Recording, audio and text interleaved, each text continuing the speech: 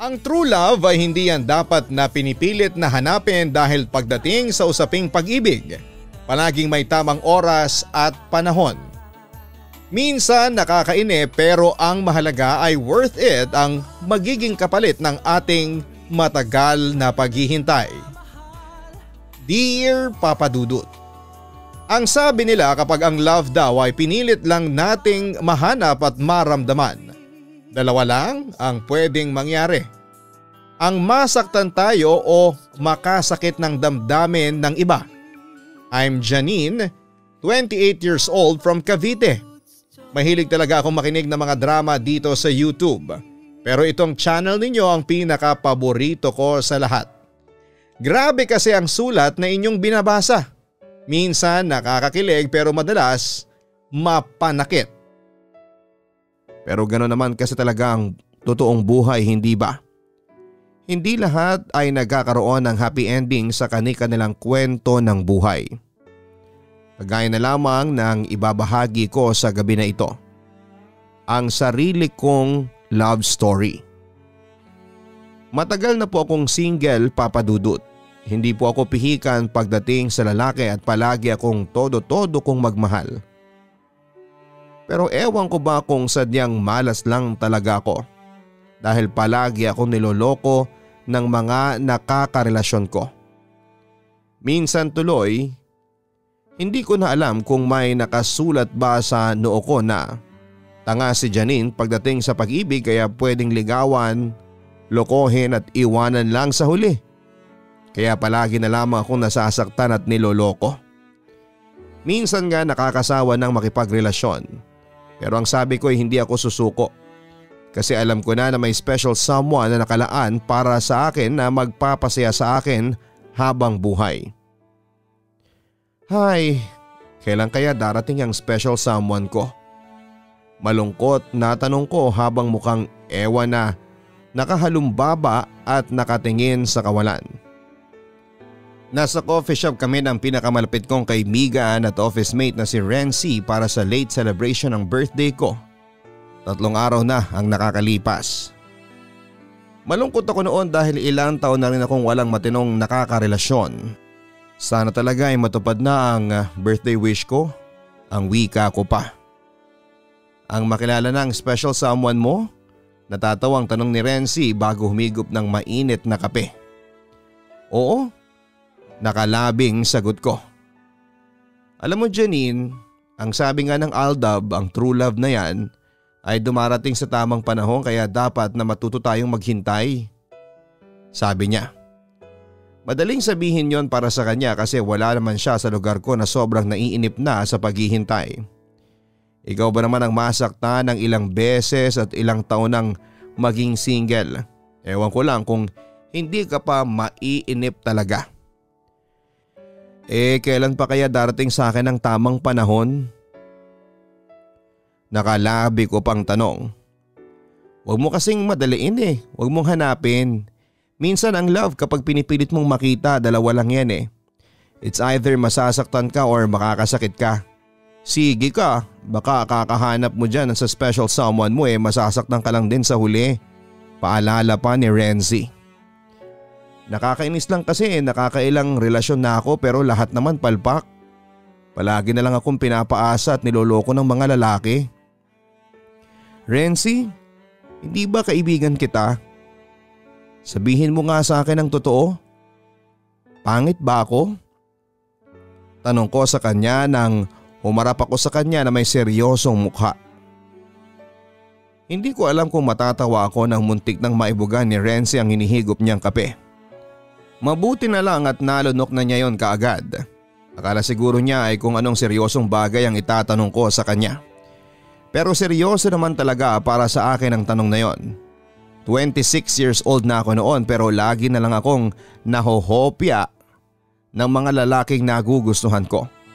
Kung hindi taken, friend zone ako. Kung hindi friend zone hanggang sa nakababatang kapatid lang ang tingin sa akin.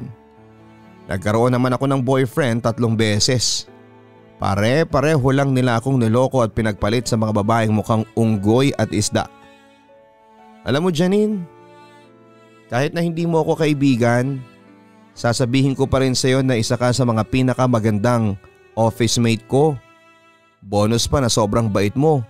Hindi ka lang talaga marunong kumilatis ng lalaki kaya ka nasasaktan.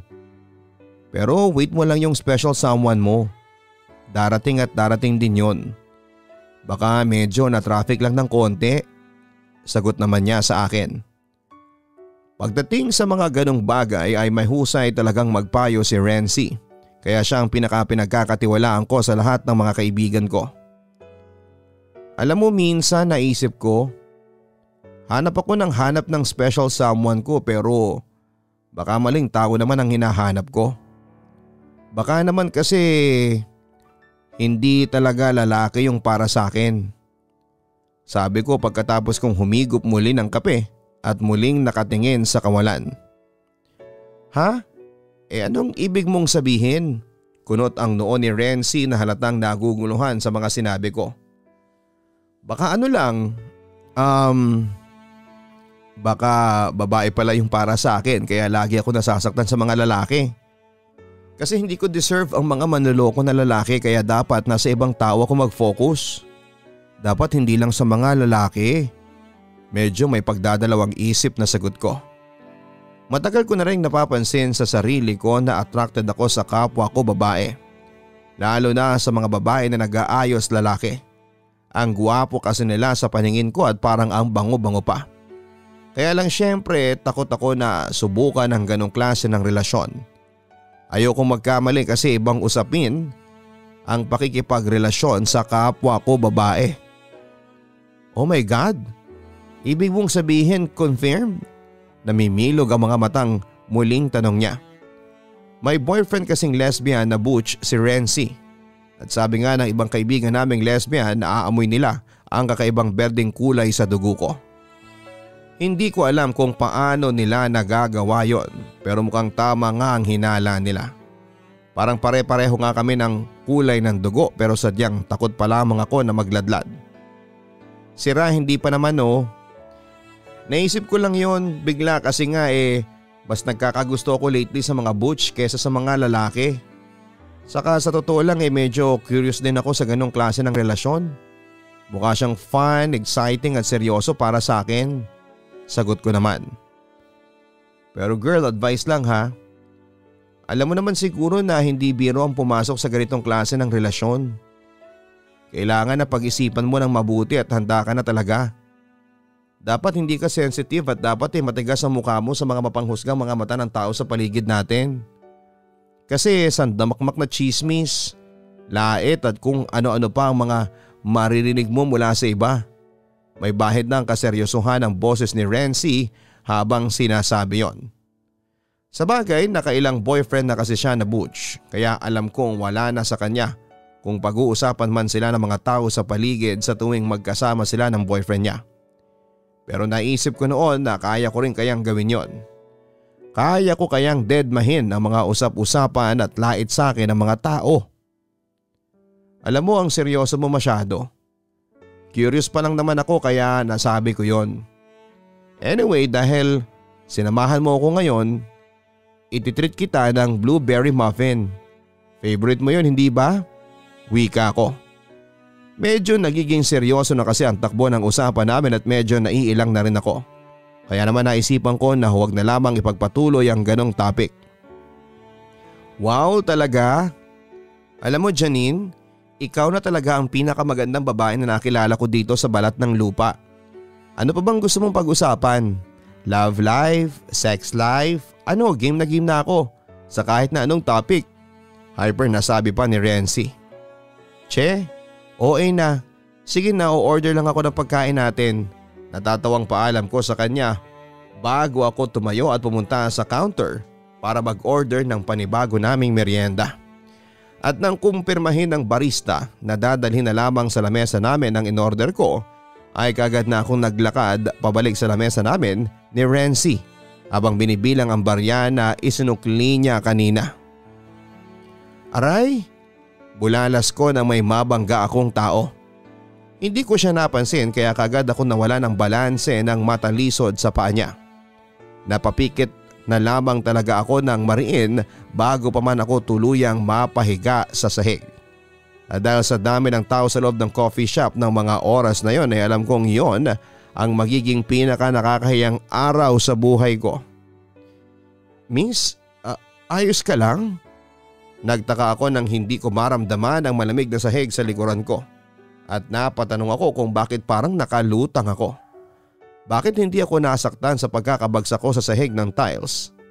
Saka bakit pakiramdam ko ay nasa duyan ako?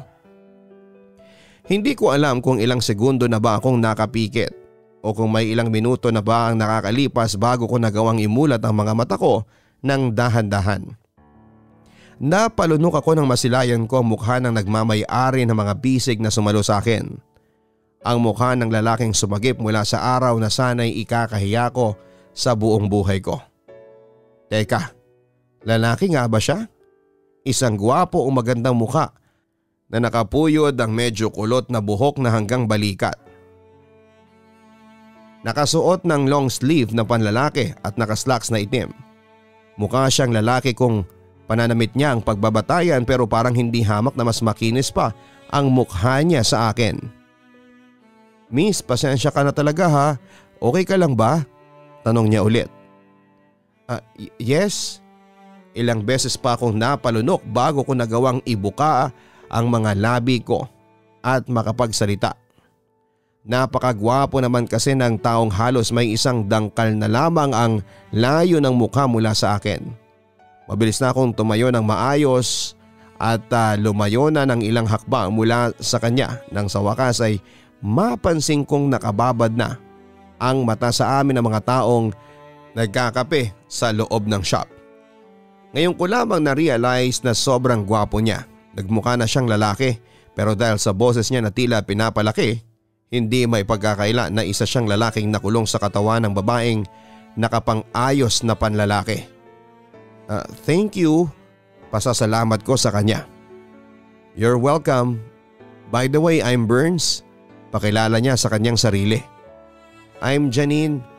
Thank you nga pala ulit ha. Babalik muna ako sa table namin ng friend ko. Hinihintay niya kasi ako eh. Paalam ko kahit ang totoo, gusto ko pa sana na magstay doon at kausapin siya. Pero kasi, ewan, kinikilig ako at kinakabahan at the same time. Lalo na nang hindi niya kaagad binitawan ang kamay ko. Dagdag factor pa ang ngiti sa mga labi niya. Kung saan ay lumabas ang maputi at pantay-pantay niyang ngipin na pwedeng pang toothpaste commercial. Yung height na pangrampa at mukha niyang pwedeng gawing modelo ni Dr. Vicky Bello. At kung hindi lang talaga siya magsasalita ay sobrang perfect boyfriend material na talaga siya para sa akin. Pero sa bagay pwede rin namang maging boyfriend material ang isang butch na kagaya niya. Grabe Janine, ang hot nung butch na kausap mo kanina. At nakatingin pa rin siya dito hanggang sa ngayon. Bulalas ni Renzi nang makabalik ako sa upuan ko. Talaga? Nakangiting tanong ko habang pinipilit kong hindi ipahalata na kinikilig ako. Oo friend, si May. Baka siya na ang special someone na matagal mo nang hinihintay. Sobrang coincidence dahil lesbian lang naman ang topic natin kanina. Tapos biglang ayan na siya. Malay mo this time magkatotoo yung sinasabi mo na kaya malas ka sa lalaki dahil babae talaga ang para sa'yo. Ang wika pa ni Renzi. Lalo akong napangiti sa mga sinabi niyang yon. Hindi ako sumagot dahil naguguluhan pa rin ako sa nararamdaman ko. Hindi ba parang masyadong mabilis lahat? Ni hindi ko nga alam kung bisexual talaga ako kasi baka mamaya nadadala lamang ako sa mga nangyayari sa paligid ko lalo na dahil marami akong kaibigan na lesbian. Pero bahala na. Ano man ang mangyari, sasakay na lamang ako. Naging madalas ang pagtambay ko sa coffee shop na yon, Papa Dudut. Sa pagbabaka sakaling makita ko ulit si Burns, naumay na nga si Renzi sa kakasama sa akin na tumambay doon kasi nakakasawa naman kasi talaga ang kape nila. Pero ayokong sumuko. Sigurado ko na makikita ko ulit siya. Ang knight in shining armor ko. Ang butch na nagpatotoo sa akin ng mga salitang love at first sight. 7 araw na ang nakakalipas pero never siyang nawala sa isipan ko. Ang mga ngiti niya, ang mukha niya ang mabangong amoy niya. Mukhang tama nga ang mga kaibigan naming lesbian na berde rin ang kulay ng dugong nananalaytay sa ugat ko. Hi, pwedeng makishare ng table? Napatingala ako sa nagtanong na yon. Hala, si Forever. I mean si Verns ang nakita ko nakatingin sa akin. Okay lang, wala naman akong kasama, sagot ko. Thank you, Janine. Janine, right? Muling tanong niya bago umupo sa may katapat ko. Napangiti naman ako ng dahil doon. Naalala niya ang pangalan ko. Ang ibig sabihin tama ang hinala ko na gusto rin niya ako. Charot. Oo, tipid na sagot ko habang pigil ang kilig na nararamdaman ko. Nice to see you again, wika niya. Bakit bang lakas niyang magpakilig? Kilig na never kong naramdaman sa ibang lalaking pumorma sa akin. Cheesecake for Janine, wika ng barista na lumapit sa amin at nilagay sa lamesa ang cheesecake na hawak niya. Sorry, mali po yata kayo ng table, sagot ko. Para sa'yo talaga yan. Muling nabaling ang tingin ko sa nagsalitang si Burns. Nakangiti ang mga labi niyang natural ang pagkapula. Parang kumikislap pa ang singkitin niyang mga mata sa paningin ko. Kaya hindi ko na malaya ng pag-alis ng barista na naghatid ng cheesecake sa amin. Thank you sa cheesecake, Burns. Actually, ako nga ang dapat naman libre sa iyo kasi niligtas mo ako sa araw na dapat sana ay sobrang ikakahiya ko ang sarili ko. Ang wika ko sa kanya. Nope, ako pa rin ang dapat na magpasalamat sa iyo dahil napaniwala mo ako sa isang bagay na kahit kailan ay never kong naisip na pwedeng maging posible. Makahulog ang sabi niya. Ano yun? Kunot ang noong tanong ko sa kanya. Na totoo pala ang love at first sight. Nakangiti pang sabi niya. Comedian ka pala? Kunwari natatawang sagot ko. Kaagad namang naging abnormal ang tibok ng puso ko na syempre hindi ko pinahalata sa kanya. Alam kong masyado siyang nagiging mabilis pero hindi ko talaga mapigilan ng makaramdam ng kilig. Siguro pero alam mo karamihan sa kilala kong komedyan dinadaan sa joke yung feelings nila para sa taong gusto nila. Wika niya ulit. Nakagat ko na ang pang-ibabang labi ko upang mapigilan ang kinikilig ng ngiti sa mga labi ko. Ang lakas talagang magpakilig ng mokong na ito. Ramdam na ramdam ko tuloy ang pag-init ng magkabila kong pisngi. Alam kong para ng mansanas ang mukha ko noon at kung hindi man ay parang isa ng hinog na kamate sa pagkapula. Tara kain na tayo. In fairness masarap itong cheesecake nila dito. Sagot ko naman pagkatapos sumubo ng kinutsara kong cheesecake. Papadudot hindi yun ang huling beses na nakita kami ni Burns. Yun ang umpisa ng pagiging malapit namin sa isa't isa. Magaan ang pakiramdam ko sa kanya. Yung pakiramdam na kahit kailan ay hindi ko pa naramdaman sa kahit na sinong lalaki na nakilala ko. Siguro nga dahil sa butch siya, alam na alam niya kung paano talaga kunin ang kiliti para mapakilig ang isang babae. Ang kaibigan ko namang si Renzi ay hindi nagkulang sa pagpapaalala sa akin na huwag ako masyadong gumawa ng desisyon na padalos-dalos dahil baka raw pagsisihan ko lamang sa huli. Hindi daw kasi biro magmahal ang mga lesbian kaya dapat na hindi ko sila pag-eksperimentuhan lalo na ng nararamdaman nila. Pero sinabi ko naman na sigurado na ako sa feelings ko. Sigurado na ako na gusto ko talaga si Burns kahit ang totoo naguguluhan pa rin talaga ako. At kagaya nga ng mga palabas sa TV o sinihan, pati na rin sa mga nababasa ko sa mga pocketbook, sa coffee shop nagsimula ang lahat. Ang love story na pinakaaasam ko. Ang love story naming dalawa. Mula noon ay madalas na kaming magkausap ni Burns sa cellphone. Lumalabas kami na magkasama at nakilala na rin siya ng ibang kaibigan ko. Yung ibang akala ay boyfriend ko na si Burns pero sinabi ko na lamang na magkaibigan kaming dalawa dahil yun naman ang totoo, Papa Dudut. Sorry I'm late, ang sabi ni Burns nang makarating sa lamesa kung saan ako naghihintay sa kanya. Okay lang, sagot ko naman. Wala kaming usapan ng araw na yon at nakasanayan lang siguro namin na sabay na mag-breakfast sa coffee shop kung saan kami unang nagkita. Umupo na siya sa katapatan kong upuan bago nilapag ang malaking backpack niya sa may ilalim ng lamesa. Nagtataka naman akong napatingin sa bag niya dahil alam kong hindi niya naman ugaling magdala ng malalaking bag. Bakit ang laki ng bag mo? May lakad ka? Nagtatakang tanong ko. Wala. Tipid na sagot niya. I see, pero para kasing dala mo na ang laman ng aparador mo sa laki ng backpack mo. Usisa ko pa. Hindi rin madali ang makipag-date sa isang kagaya ni Burns, lalo na sa mga mataong lugar kagaya ng coffee shop na yon. Palagi kaming pinagtitinginan at alam kong pasimpleng pinag-uusapan. Pero wala naman akong pakialam. Ang mahalaga ay masaya ako na kasama siya. Gusto mong malaman ang laman ng bag ko? Siya naman ang nagtanong. Napataas ang isang kilay ko kasunod ng pag-iling ko. Hindi naman ako tsismosa, sagot ko. Curious ka kasi. Don't worry, papakita ko na sayo. Ang sabi niya bago binuksan ang bag na nasa ilalim pa rin ng lamesa at ipinasok ang kamay doon. Kunwari hindi ko pa siya tinitignan pero sobrang lakas na ng umaataking curiosity sa utak ko kung bakit naman kasi hindi pa naging transparent ang lamesa namin para kahit papaano ay nakikita ko ang bag niya kahit nasa ilalim pa. Ouch! Bulalas niya. Uy, okay ka lang?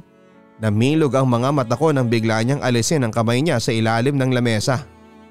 Baka sa mukha niya na tila may kung anong kumagat sa kanya mula sa loob noon.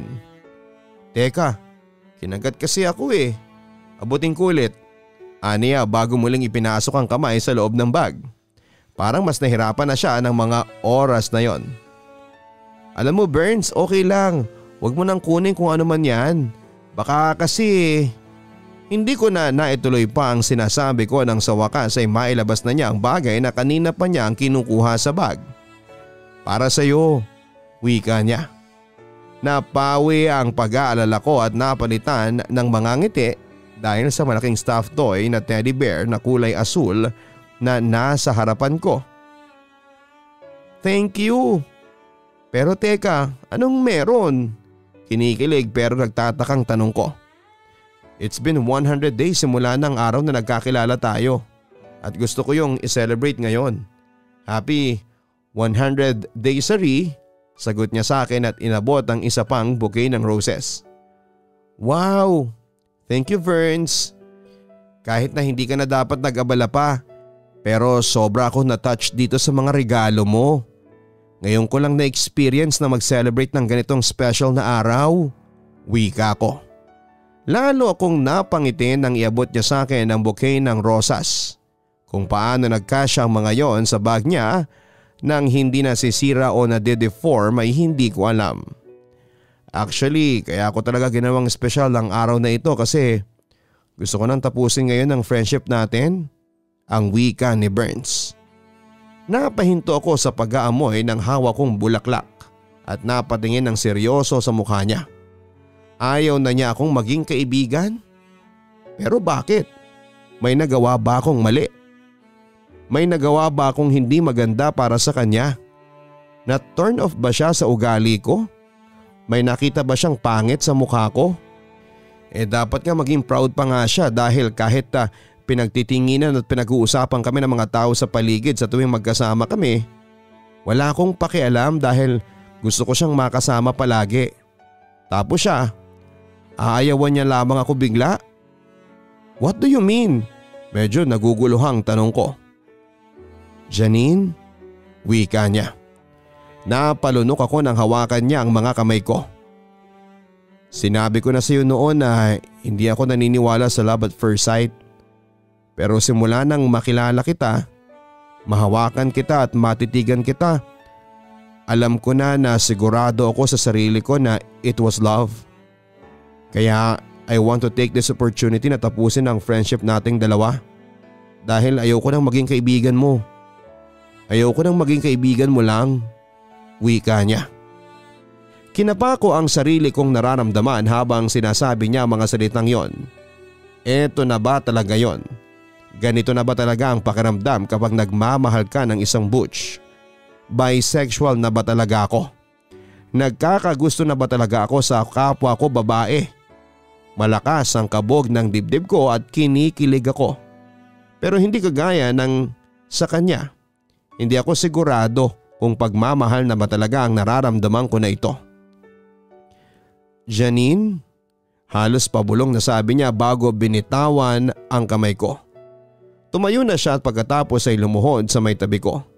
Inilabas niya ang isang maliit na kahon mula sa bulsa niya at iniharap sa akin ang laman ng singsing. Ramdam ko na sa amin na ang mga tingin ng mga tao sa loob ng coffee shop. Ang iba sa kanila ay may hawak na cellphone at nakatapat sa amin. Ilang saglit din nang biglang umere ang paborito kong kanta sa loob ng coffee shop na lalong nagpadagdag ng kilig sa katawan ko. Ito na nga yata ang makakapag-confirm ng bagay na matagal ko nang iniiwasan. Ang aminin sa sarili ko na hindi talaga ako straight. "Will you be my girlfriend?" tanong niya.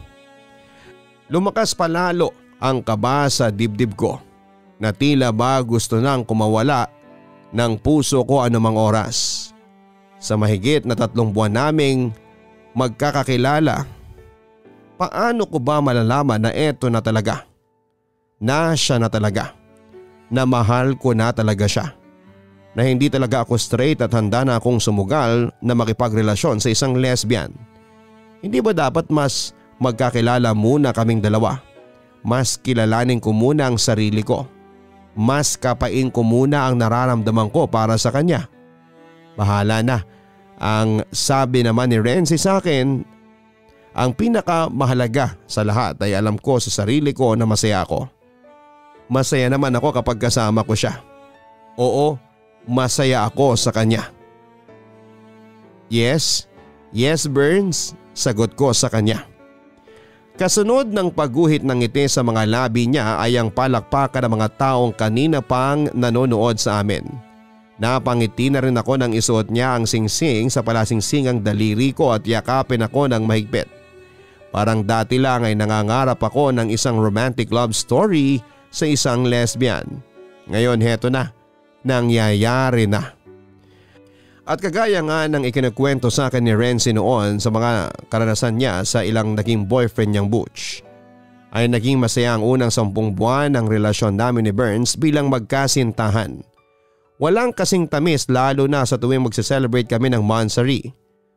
Palagi siyang may mga pakulo para pakiligin ako. Sinosurpresa niya ako sa labas ng opisina, minsan sa apartment ko o kaya naman ay sa restaurant. Madalas niya rin kinukuntsaba ang mga kaibigan ko para mas masurpresa pa ako. Grabe, ibang iba talaga siya sa mga naging karelasyon ko noon. Walang-wala ang mga lalaking yon sa effort na ginagawa para sa akin ni Burns. Lalo na sa tuwing mag-i-effort siya ng mga sorpresa para lang maiparamdam na ako ang pinaka-espesyal na tao para sa kanya. Na ako lang ang nag-iisang babae sa buhay niya. Sa unang 10 buwan lahat ng kilig at saya ay naramdaman ko. Pero hindi naman ako na-orient ni Renzi na pwede rin palang maubos ang kilig at saya na yon. Pwede rin pala yung unti-unting mawala. Natanong ko tuloy sa sarili ko, ang love ba kapag biglang naramdaman ay pwede rin na bigla na lang mawala? May text ka o, turo ni Renzi sa cellphone ko na umilaw at saglit na nag-vibrate. Si Burns lang yan, tipid naman na sagot ko. Burns lang? Kailan pa naging lang ang last name ni Burns? Kunot na noong tanong ni Renzi. Natawa naman ako nang dahil doon bago muling napatingin sa cellphone ko na may bago namang dumating na text message. Alam niya kasing naka-lunch break kami ni Renzi kaya siya nagte-text. Kumusta naman kayong dalawa? 11th months rin yung nakahapon, hindi ba? Nakangiti pang usisan ni Renzi bago sumubo ng kanin. Okay lang naman, muling tugon ko. Kagaya ng nakaraan ay sinurpresa na naman ako ni Burns. Hindi siya nagparamdam sa buong maghapon pero isang human-sized teddy bear ang dumating sa bahay namin kasunod ng pagharana ng kilalang banda sa lugar namin at pagsulpot niya sa gitna habang may hawak na bouquet ng roses. Nakakakilig, oo, pero parang may mali. What do you mean na okay lang? Magkwento ka naman, hindi yung puro lang ang sinasabi mo dyan. Magkahalong inis at inip na sabi ni Renzi. Natawa ako lalo na nang samahan niya ng pag-i-exaggerate na panlalaki ng mga mata niya ang sinabi niyang yon. Wala naman kasi ako talagang masyadong ikikwento sa kanya dahil alam niya na rin halos lahat ng mga surprises na ginagawa ni Burns para sa akin. Isa pa ay tinatamad akong magkwento na nangyari kagabi lalo na kapag nararamdaman ko na parang nagiging normal na lamang na araw ang mansari naming dalawa sa kabila ng mga effort na ginagawa ni Burns. Renzi, hindi ba bago mo naging boyfriend si Sario? May iba ka pang naging boyfriend na butch before? Tanong ko. Oo, nakaapat na boyfriend na ako na butch bago ko nakilala ang special someone ko. Sagot niya habang umunguya. Mahal mo na si Sario ngayon? Muling tanong ko. Anong tanong yan? Siyempre naman oo. Hindi naman siguro ko tatagal ng 3 taon sa kanya kung hindi ko siya mahal. Sagot naman niya. Paano mo nalaman na mahal mo na talaga siya? Seryosong tanong ko. Yung relationship kasi namin ni Sario, iba sa mga naging ex-boyfriend ko. Hindi nakakasawa, hindi nauubos yung kilig. Alam mo yung kahit araw-araw kami magkasama o oras-oras kami magka-text walang sawaan. Isang araw ko nga lang siyang hindi makita sobrang miss na miss ko na kagad siya. Mahabang sagot niya na medyo kinikilig pa. Yung sa ibang ex mo dati, paano mo nalaman na hindi pala love yung nararamdaman mo nung time na yon? Muling tanong ko. Tuluyan na akong nawala ng ganang kumain. Kapag nabobore na ako sa kanya, kapag hindi mo na siya masyadong nami-miss, kapag hindi mo na sinasagot ang mga tawag niya, kapag hindi mo na pinapansin ang mga text niya, kapag hindi ka na kinikilig sa kanya, teka, don't tell me, hindi na tinuloy pa ni Renzi ang gusto niyang sabihin at makahulugang tumingin siya sa akin. Wala sa loob na sinalubong kong muli ang tingin niya. Kahit na hindi pa niya ituloy ay alam ko na ang nais niya ang itanong. Bumaka sa mukha niya ang pag-aalala. Lahat ng kapag na binabanggit niya ay naranasan ko ngayon. Lalo tuloy akong naguluhan sa nararamdaman ko. At mula nga ng araw na yon ay mas lalo kong naramdaman ang panlalamig ko kay Burns. Sinubukan kong ibalik ang kilig na nararamdaman ko dati para sa kanya. Ang kilig na naramdaman ko nung unang beses kaming nagkita. Pero hindi ko alam kung bakit hindi ko na yon magawa pa. Ang mas malala pa doon ay naiilang na ako kapag kasama ko siya.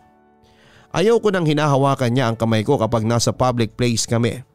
Ayaw ko nang pinagtitinginan kami ng mga tao at ayaw ko na nang sweet siya sa akin tapos ay mararamdaman ko na pinag-uusapan na kaming dalawa.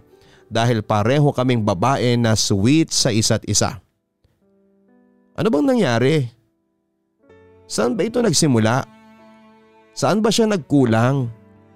Bakit ba ako nanlalamig sa kanya ng ganito?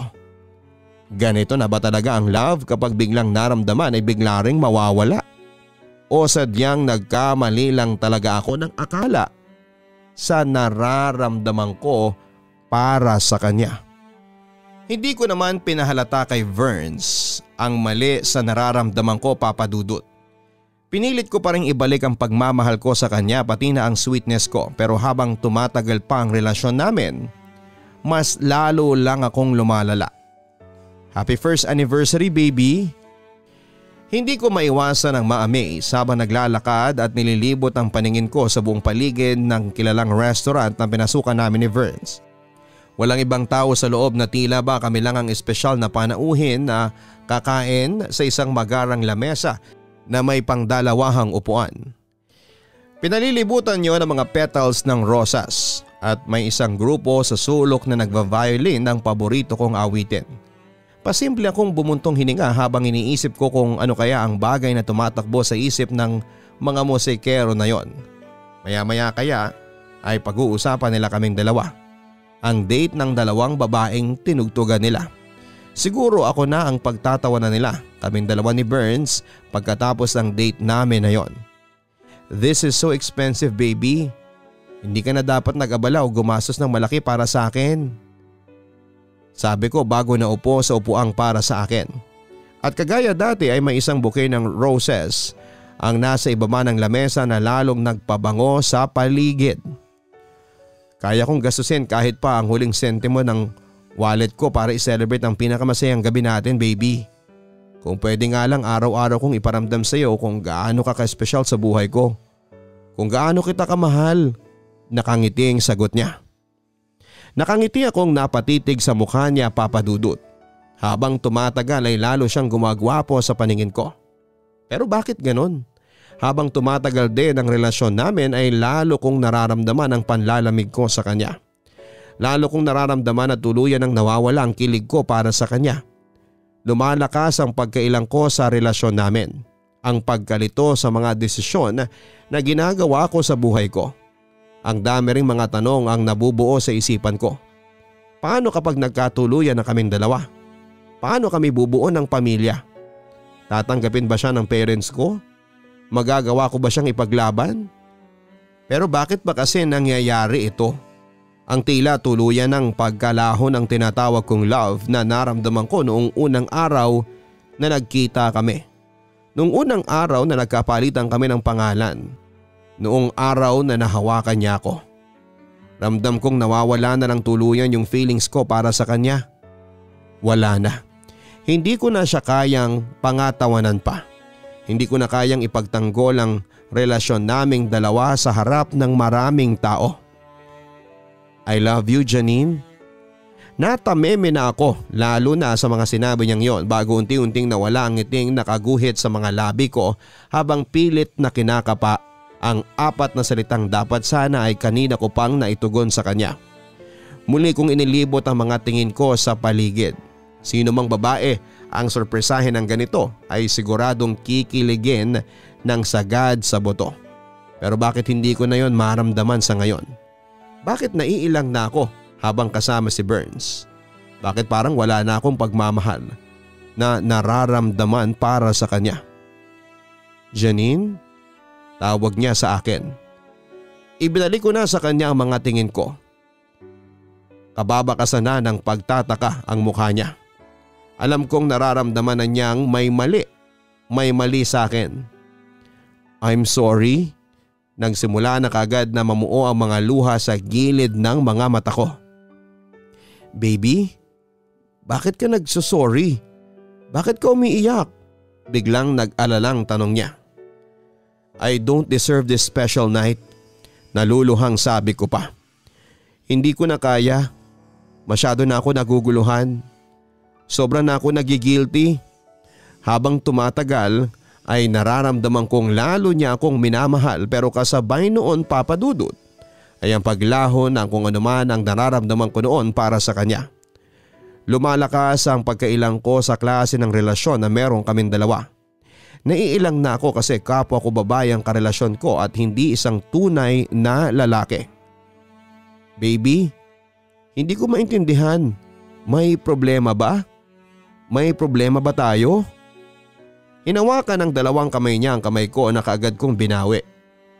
Nababakasan ko na gumagaragal na rin ang boses niya. Nararamdaman kong nasasaktan ko na siya. I need space, Burns. I need space. Nauutal na sabi ko bago ko pinunasan ang mga luhang sumisira ng makeup ko para sa gabing yon. Bago ako tumayo at nilisan ang espesyal na lamesang yon na dapat sana ay para sa espesyal na gabi sa buhay naming dalawa ni Burns. Iniwanan ko siyang tulala at nanlalabo na rin ang mga mata dahil sa luha. Hindi ko na alam pa ang susunod kong sasabihin sa kanya. Hindi ko alam kung paano ko ipapaliwanag ang lahat sa kanya. Hindi ko alam, Papa Dudut, kung paano ko ipapaliwanag kung ano ang nararamdaman ko sa ngayon para sa kanya. Kung paano ko sasabihin na nagkamali lamang ako, na hindi ko pala talaga siya mahal. At hindi ko kayang magmahal ng isang butch na kagaya niya. Janine, sandali! Napahinto na ako sa may hagdana ng restaurant nang marinig ko ang boses niya na tumatawag sa pangalan ko. Ang boses niya na bakas na ang pag-iyak. Janine! Hinawakan niya ako sa magkabilang braso ko upang magkaharap kaming dalawa. Kagaya ng inaasahan ko ay basa na ng luha ang magkabilang niyang pisngi. Saan ako nagkulang? Anong nagawa ko? Anong kasalanan ko? Anong mali sa akin? Magkakasunod na tanong niya. Umiling ako pero hindi nagsalita, Papa Dudut. Paano ko ba sasabihin ang totoo sa kanya na hindi siya masyadong masasaktan? Dahil ba sa lesbian ako? Basag na ang boses ni Burns at alam kong pati na ang puso niya. Hindi mo kayang pangatawanan ang relasyon na ito dahil ba sa lesbian ako? Dahil pareho tayong babae? Sobrang nasasaktan na tanong niya. I'm sorry. Pinipigilan ko ang sarili ko na humagulhol pero sobrang hirap. Kahit kailan na hindi naging madali na makitang nasasaktan ng taong sobra kang minamahal. Ikinulong niya sa magkabilang palad ang mga pisngi ko. Sinalubong ko ang mga mata niyang basang-basa na ng luha. Sabihin mo sa akin na minahal mo rin ako. Pakiusap sa akin ni Burns. Lalo akong naiyak sa mga sinabi niyang yon. Please, sabihin mo sa akin na mahal mo ako at mahal mo pa rin ako. Halos nagmamakaawa na niyang sabi na lalong nagpaiyak sa akin. Paano ko ba siya nagagawang saktan ng ganito? Burns, I'm sorry. I thought it was love. Pero na-realize ko na nagkamali ako at ayoko nang sayangin mo ang oras mo para sa akin dahil sa maling akala ko. Humugot ako ng mas malalim na buntong hininga para masabi ko ng diretso ang lahat. Dahil ang totoo ay na-curious lang talaga ako pag-amin ko sa kanya. What do you mean? Nagkamali ako sa nararamdaman ko. Nagkamali ako sa pag-aakala na mahal na rin kita. Wika ko. Tuluyan nang bumagsak ang mga kamay at magkabilang braso niya kasunod ang pagpunas ng mga luhang muling lumanda sa magkabila niyang pisngi gamit ang likod ng mga palad.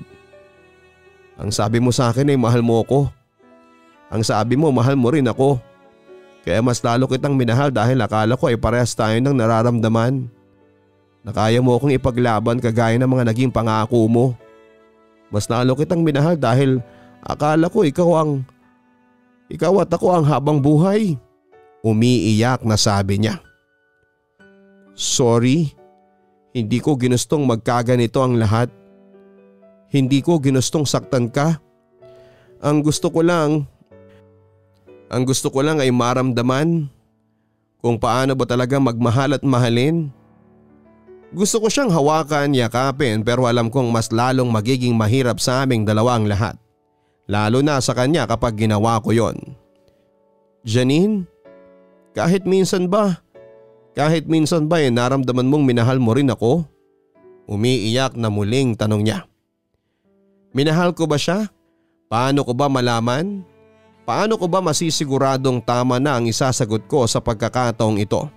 O baka curiosity lang talaga ang nagpapatagal sa akin sa relasyon naming dalawa?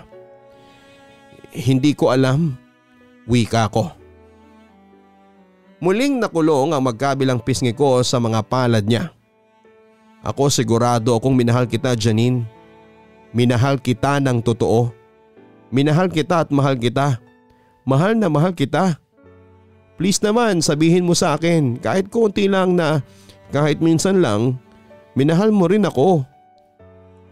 Kagatang labing umiiling ako. Ayoko nang magsinungaling. Ayoko nang masaktan siya. I'm sorry. I'm really sorry, Burns. Gumuhit ang mapait na ngiti sa mga labi niya bago ako hinagkan sa noo. Pagkatapos noon ay nagsimula na siyang maglakad palayo sa kinakatayuan ko.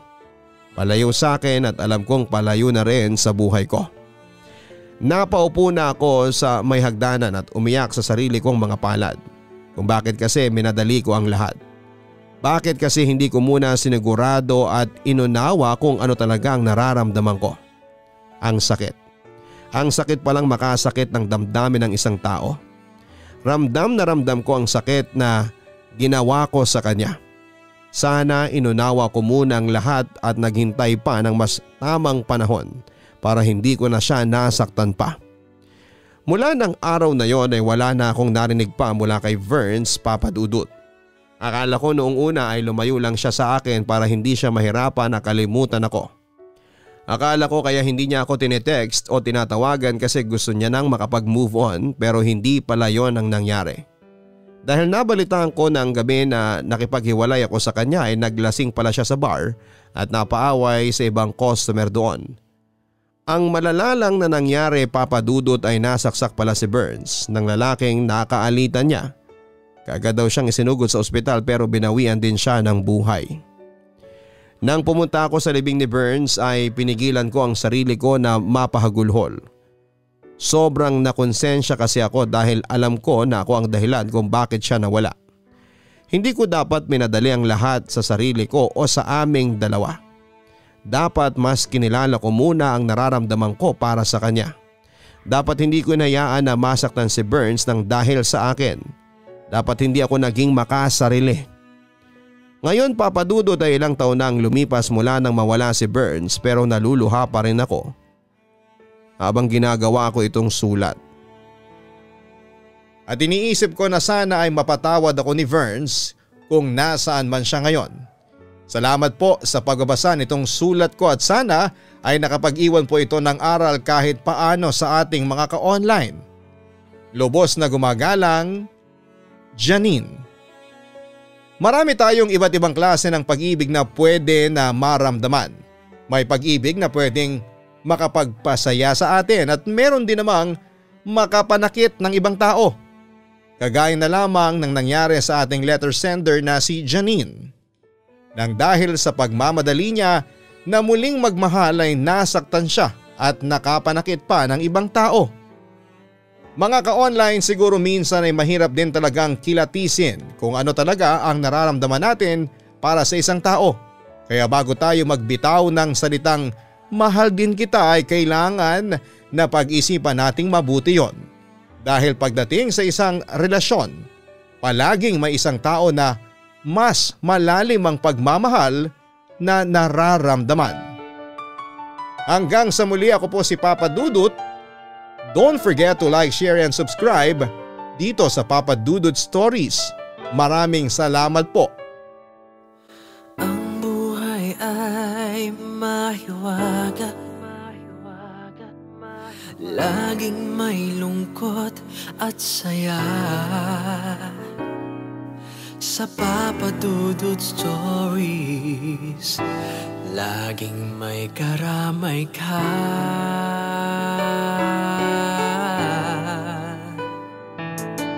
Mga problemang kaibigan, dito ay pakikinggan ka. Sa Papa Dudut Stories, kami ay iyong kasama. Dito sa Papa Dudut Stories, ikaw ay hindi nag-iisa.